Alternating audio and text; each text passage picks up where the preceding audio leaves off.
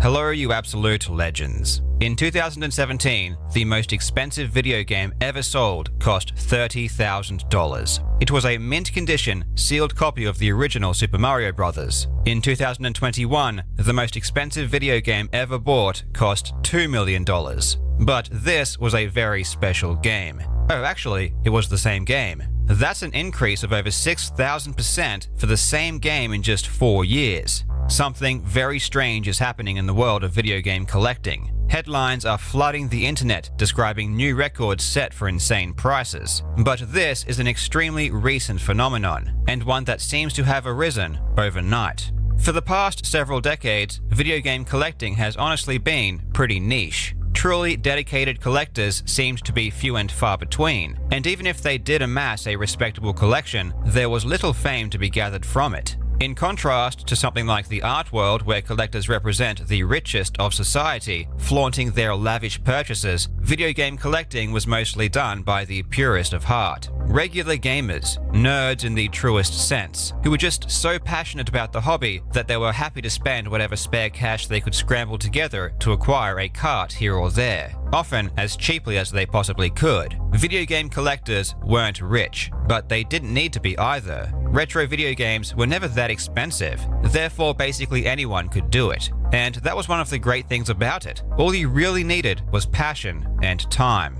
But in 2018, something happened that would change everything. The launch of a company called Wata Games. This was no ordinary launch, and Wata is no ordinary company. There is a select group of very wealthy, very powerful people who are pulling the strings behind this recent spike in video game prices, and those same people are making money hand over fist. When I heard the news of a $1.5 million Super Mario 64, this seemed too ridiculous for me to ignore. I knew there had to be more to this story than meets the eye, and boy, was I not wrong. This rabbit hole is deep. The bubble we are seeing in video games has been seen before in other collectibles for almost half a century. And the crazy thing is that each time it happens, the same people are involved. They know exactly what they are doing, and they know how to extract as much money as possible from suckers who believe the headlines. There is a research.